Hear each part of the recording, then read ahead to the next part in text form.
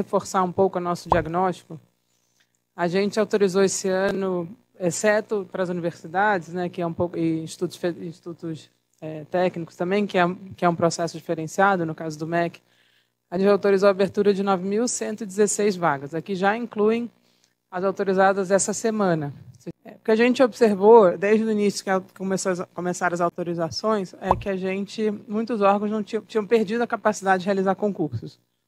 Inclusive, a própria ESAF, que era a antiga escola fazendária, a escola de governo fazendária, que foi extinta, na verdade não extinta, né? Ela foi unida com a ENAP, ela tinha uma área inteira de fazer concurso que foi desmobilizada, mas em cada ministério existia uma dificuldade de pensar a realização dos concursos, e desde o início eles nos procuraram para auxiliar nesse processo.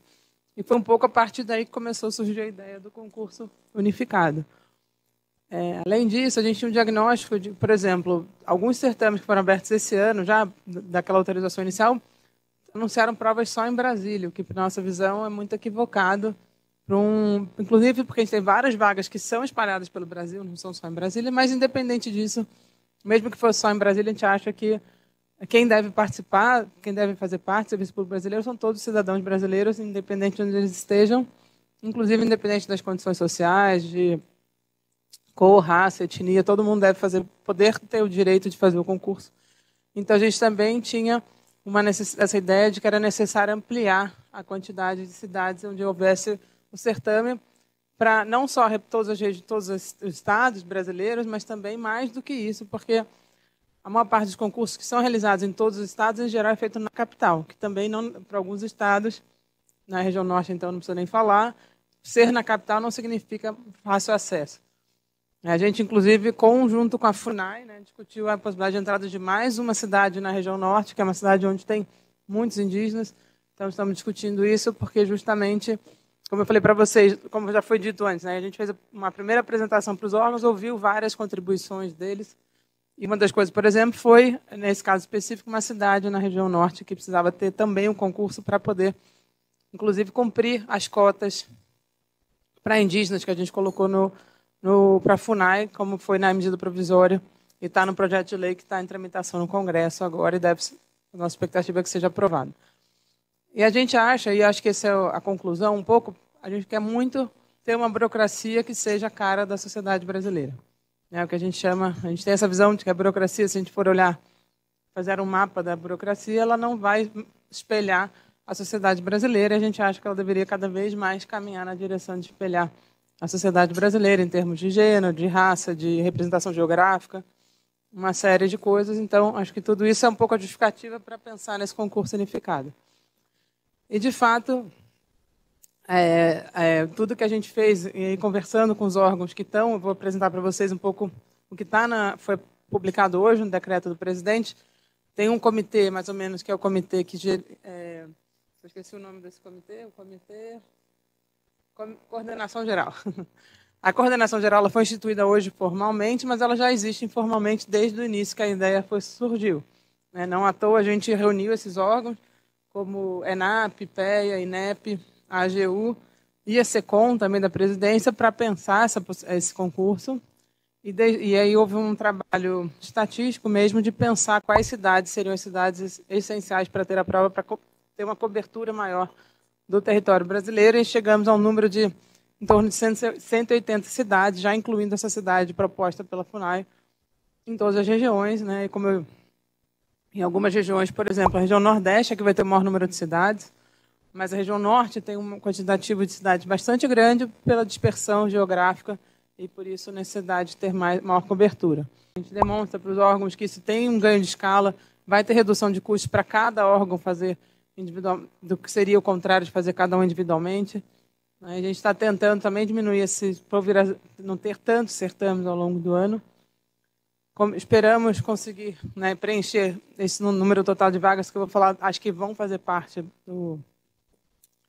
E uma questão econômica também, no sentido de maior atratividade para pessoas de mais baixa renda, que com uma única inscrição, claro que a gente vai continuar tendo isenção para baixa renda, etc., mas a gente sabe que, infelizmente, no Brasil, o critério de baixa renda, quem está um pouco acima dele não significa que tenha uma renda abundante que conseguiria necessariamente participar de diversos concursos.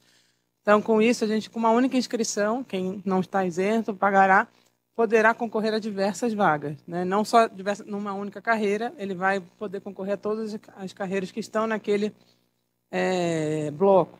A gente tem essa estrutura de governança, tem essa coordenação geral, como eu falei para vocês, que já está trabalhando em conjunto desde o início do surgimento da ideia, mas que agora foi formalizada.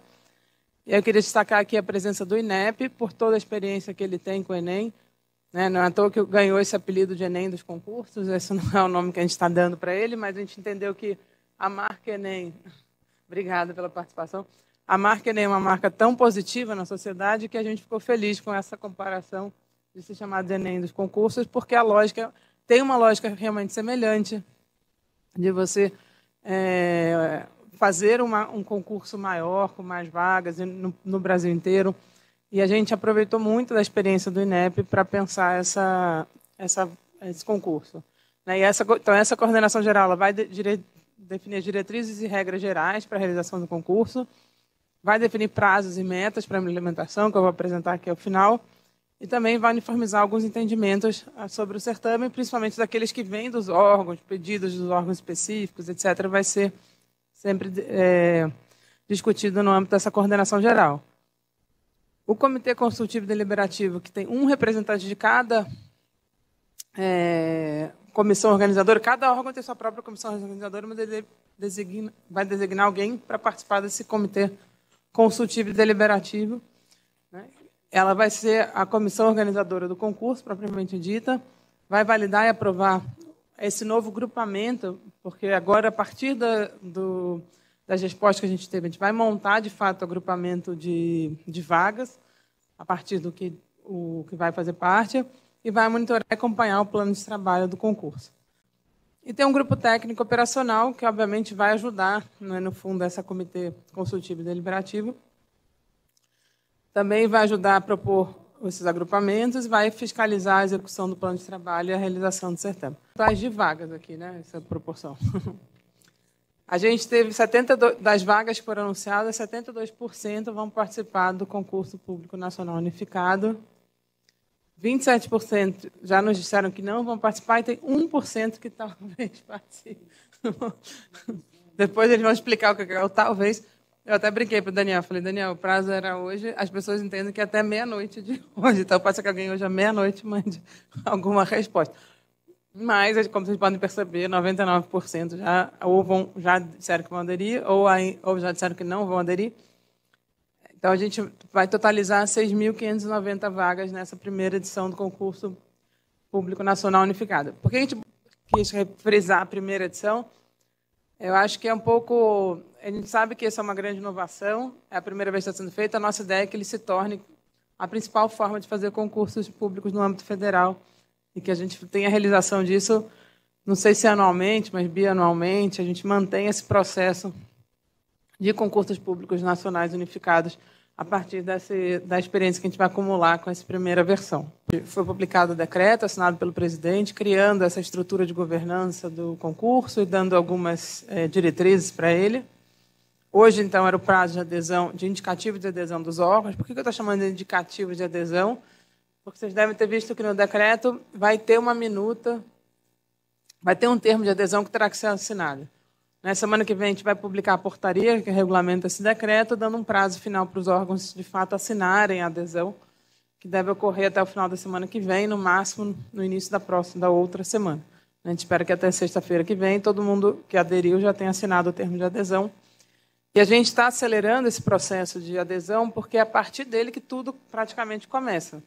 Os editais são montados, a gente precisa dos grupos de ministérios que vão ser agrupados, de ministérios, não, no caso de carreiras. Né? O agrupamento é por carreira, não por ministério. Você vai ter, o mesmo ministério pode estar participando de mais de um agrupamento, dependendo da carreira que esteja envolvida. A gente espera, a data para o edital é dezembro de 2023, né? Até 20 de dezembro vai estar publicado. O concurso vai ser realizado até março de 24. A gente tinha uma data original, 25 de fevereiro, que a gente ainda pretende mantê-la, mas se não for 25 de fevereiro, vai ser em março. Fevereiro, então, vai ser entre final de fevereiro e meados de março, que obviamente essa data vai ser precisa no dia da publicação do edital. A gente espera que o resultado dessa etapa unificada saia até maio de 24, e depois, em julho, a gente já comece a chamar as pessoas onde vai ter curso de formação, e até agosto já tem a posse dos novos servidores. Porque, obviamente, esse prazo, até agosto, algumas carreiras, com a etapa unificada será a única etapa, e a partir daí já pode começar o processo de convocação dos novos servidores. Naqueles que tiver curso de formação, começar em julho, os que não tem, pode até começar antes de julho, né? Mas aqueles que terá curso de formação, etc., a gente espera que até agosto as pessoas já comecem, os servidores já estejam tomando posse. Eu posso dizer que em um único dia os candidatos vão disputar essas 6.590 vagas? A prova é só um dia só? A prova é num dia só, mas ela tem 2 etapas no mesmo dia. Uma etapa que é igual para todas as carreiras e uma etapa específica para cada grupo de carreiras. Tá? Então, é um único dia de provas, realmente. Tá. Claro que as etapas do concurso, tem concursos que vão exigir títulos, tem concursos que exigem determinadas qualificações, isso tudo vai acontecer em paralelo, mas a prova, propriamente dita, unificada, vai ocorrer num dia só, e nesse mesmo dia vão ter 2 partes, uma parte comum a todos e uma parte específica por grupos de carreira. É mais de 1 milhão de inscritos, e, na verdade, a nossa estimativa é de 3 a 4 milhões de inscritos, possivelmente. A ideia é que em agosto já possa chamar essas 6.500 pessoas. Agosto de 24. Isso. Até agosto, ia até provavelmente antes. Assim, para o orçamento de 24, já está previsto o provimento de todas essas vagas. Inclusive, já está previsto no orçamento desse ano, porque a nossa ideia foi autorizada nesse ano. Existia uma expectativa de que as pessoas entrassem até esse ano. Pode ser que algumas pessoas dos concursos que já estão abertos entrem, mas eu acredito que não. Todo mundo deve entrar no que vem, mas já tem previsão orçamentária para a posse desses candidatos, de quem for aprovado. As matérias, propriamente dita, né, vai ser no edital, né, não tem como ser antes. A gente pode... Mas eu acho que assim, quem já estuda vai estar preparado. Podem ficar tranquilos, né? A gente não gosta do termo concurseiro, porque eu acho que as pessoas são candidatos às vagas. Todo mundo que aplicar são os candidatos às vagas.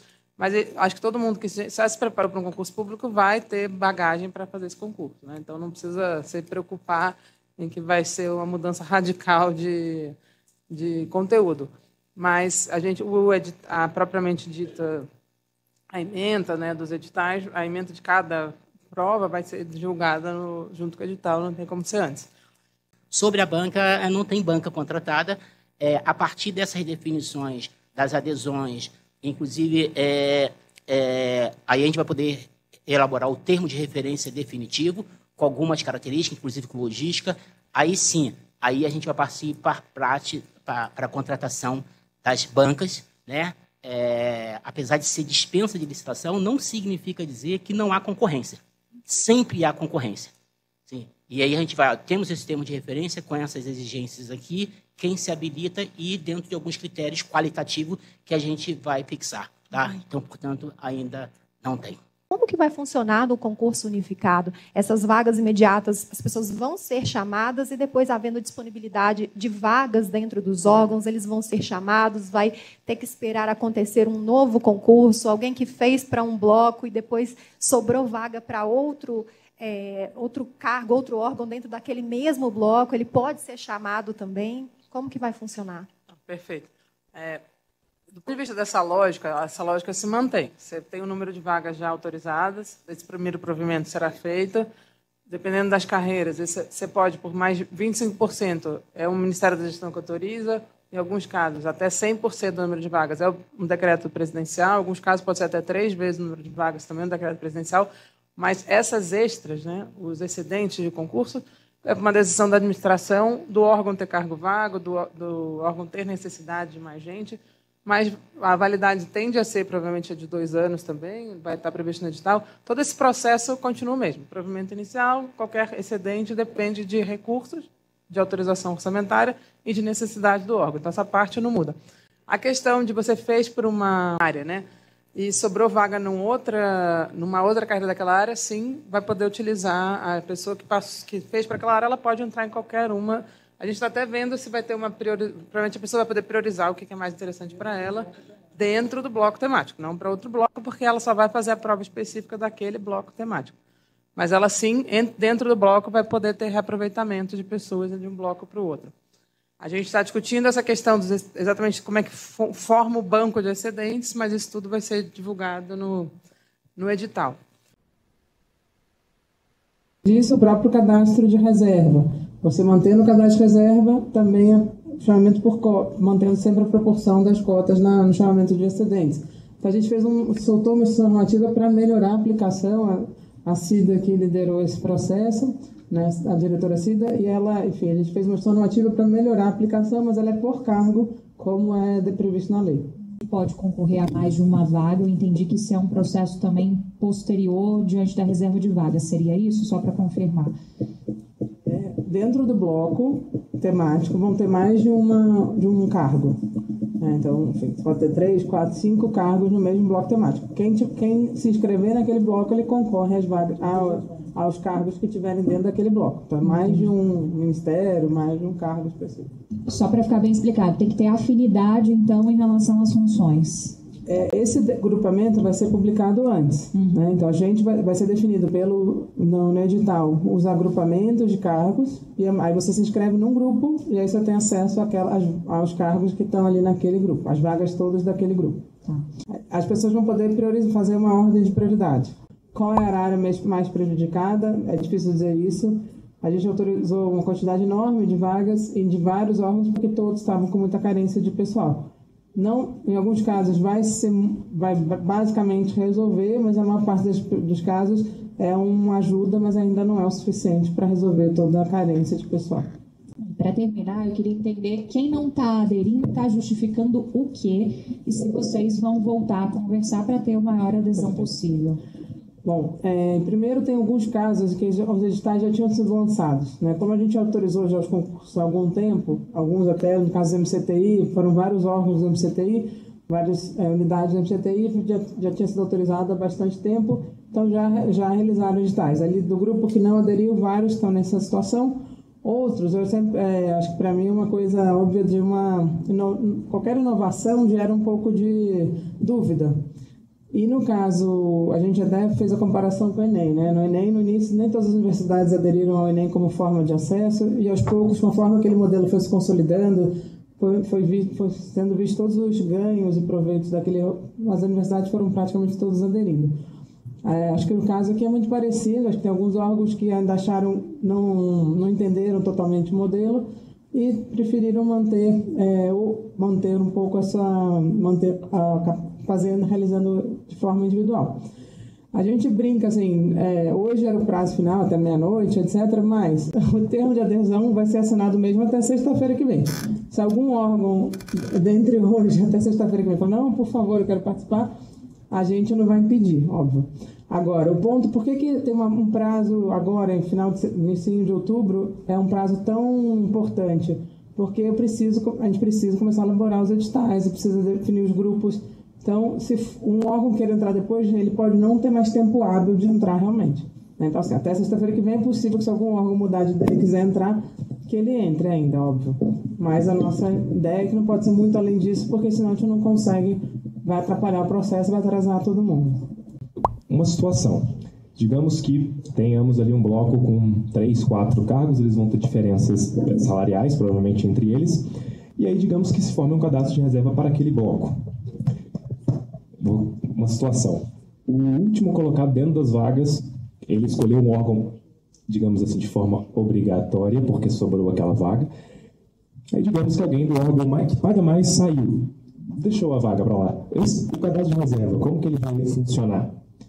O cadastro de reserva vai pegar um cargo maior ali? É difícil para a gente entender, o pessoal está bastante na dúvida.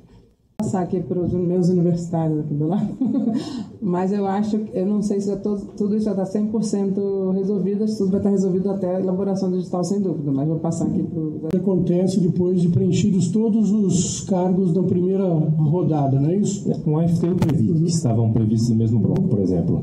Aí o último colocado dentro das vagas, digamos que ele sobre Previ para ele. Aí ele pega o cargo. Digamos que amanhã, um oficial fiscal do trabalho peça exoneração, saia do cargo, e o primeiro colocado no cadastro de reserva, que ficou atrás... Seria ele. Ele vai ser FT. Não, seria ele, pelo que você está falando, é isso? Porque é o seguinte, o que acontece? Uma vez realizada a prova, você vai ter um ranking por bloco temático, não é isso? E como os candidatos vão se inscrever por bloco e ordenar as próprias preferências, eles vão ordenar as suas preferências. Isso é um critério de alocação, além da nota, para definir. Então, um órgão que teve 30 vagas, por exemplo, e as primeiras 30 preferências declaradas naquele órgão foram preenchidas, aquilo passa para o segundo bloco de preferência, segundo nível de preferência, assim sucessivamente até esgotar. Se o primeiro colocado do cadastro de reserva colocou, então, Previc, e o segundo colocou FT, digamos que esse segundo que vai ser aproveitado? Na prática, o que vai acontecer é que você vai ter um excedente de pessoas, uma vez preenchidas todas as vagas, né, de todos os órgãos e carreiras dentro daquele bloco temático, você tem uma lista, né, de excedentes hierarquizada pela nota, que também tem a sua marca de preferência ali. Né? Então, quando houver essa primeira rodada de candidatos, vão ser chamados, né, pelos órgãos, né, e vão declarar a sua opção. Né? Então, provavelmente vai haver um prazo para essa decisão, né, do candidato, se ele quer a primeira, a segunda, a terceira opção na qual ele foi inserido, até você esgotar até você preencher todas as vagas, entendeu? Porque a ideia é que você consiga compatibilizar nota com ordenação de preferência dos candidatos. Entendeu? Então, isso vai acontecer dentro de um determinado prazo, né? O candidato ele vai ter que declarar que ele concorda com aquela alocação dentro do bloco temático que ele recebeu. Perfeito, obrigado, secretário. E só para finalizar, ministra, ontem a senhora deu uma entrevista e aí teve um conselheiro que ficou meio, meu Deus, o que ela está falando? Sobre a questão da cobrança de etapas subjetivas. O concurseiro não pode ouvir falar isso. Eu queria que a senhora explicasse como que deve ser esse tipo de cobrança, se vem já nesse concurso nacional unificado, se vai mudar de alguma forma, ou é um projeto a médio e longo prazo. Obrigado. Não, perfeito. Tá, acho que foram duas partes. Eu estava falando do PL de concurso, que tem que não é nem subjetivo ali, entrevistas, são outras coisas que tudo bem, são um pouco mais subjetivas no sentido de não ser uma prova objetiva. Mas o que a gente vai fazer aqui são duas provas. Na verdade, uma prova com duas etapas. A prova stricto sensu, uma parte mais objetiva, uma parte discursiva, mas é uma prova. Tá? Então, nesse caso aqui, é uma prova. Isso não significa que no edital, uma carreira específica, possa ter uma outra etapa posterior a essa prova. Mas o que a gente está anunciando aqui hoje são duas provas bem provas, uma objetiva no sentido de múltipla escolha e uma parte dissertativa. Tá? Um pouco sobre os órgãos que ainda não aderiram, se poderia citar quem realmente demonstrou que não vai aderir, o motivo, além da questão da desconfiança do modelo, além da questão dos editais, outros motivos que foram citados, e quais órgãos enfim, não aderiram, e quais, no caso que ainda estão em dúvida, qual que tem mais chance de aderir, se é possível citar também qual deles até sexta-feira pode mudar de opinião e entrar no edital. Olha, a primeira coisa, a gente não pediu uma justificativa para não aderir, então não tem justificativa porque não aderiu. A gente sabe os que já tinham edital publicado, então a gente tem uma ideia, assim, na nossa visão, as pessoas não aderiram por algum tipo de não conhecer ainda o modelo, etc. Eu prefiro também ter muita especificidade da própria carreira que quer ser feita de forma individual. Né? Não pedi para que ninguém justificasse porque não quer aderir. A gente teve acho que teve uma discussão inicial, vamos fazer por adesão ou por imposição. A gente achou que não tinha sentido fazer por imposição aos órgãos. Tem que ser uma adesão porque tem que ser algo que as pessoas se sintam com vontade de participar. A gente ficou muito feliz com vários órgãos que fizeram uma publicação pública, fizeram card para dizer vamos aderir ao concurso unificado, adoramos a ideia, etc. A gente ficou muito feliz com essa manifestação, mas quem não aderiu está no direito de não aderir, a gente não ficou perguntando o motivo. Dos órgãos que ainda não disseram nem sim nem não, acho que são muito poucos, na verdade, né? É 1% ali. Quem é o 1% que não disse? Bem, o próprio Ministério da Fazenda, né?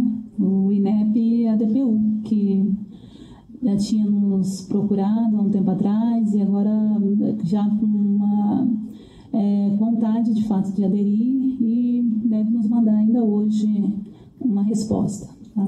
Só para deixar claro, no caso do DPU, então, são vagas que não estavam previstas inicialmente, mas é o cargos administrativos da Defensoria Pública.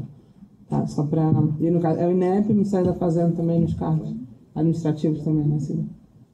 Saber se existe uma estimativa de quanto vai custar essa taxa de inscrição, se deve ser a mesma faixa das taxas que hoje são pagas no Enem.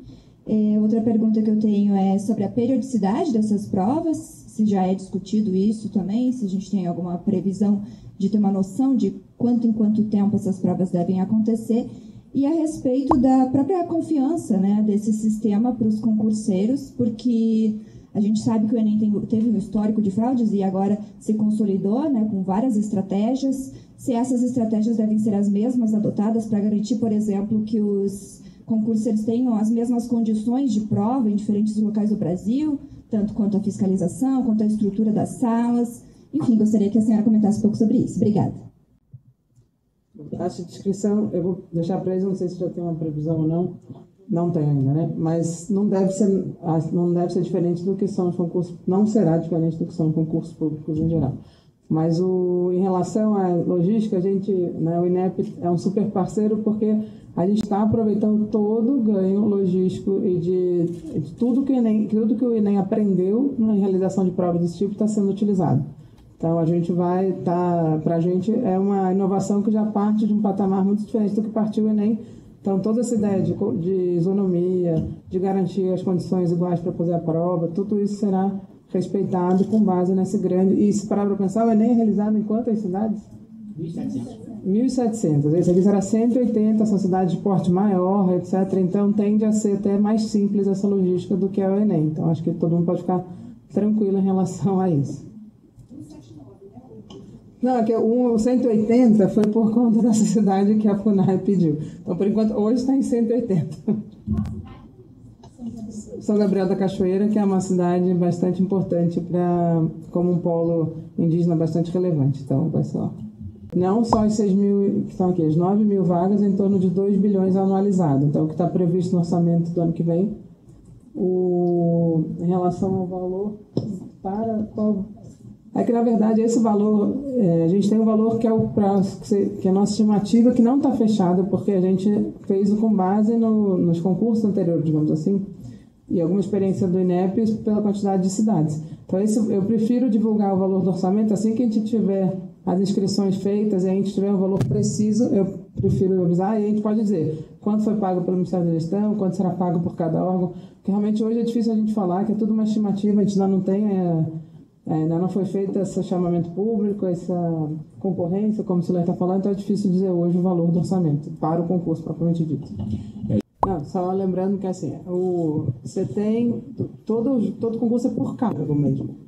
Então, mesmo a gente tem o PGPE, por exemplo, é uma carreira que tem vários cargos. Tem cargos desde médicos, enfermeiros, economistas. A quantitativa de vagas vai ser para aquela carreira específica.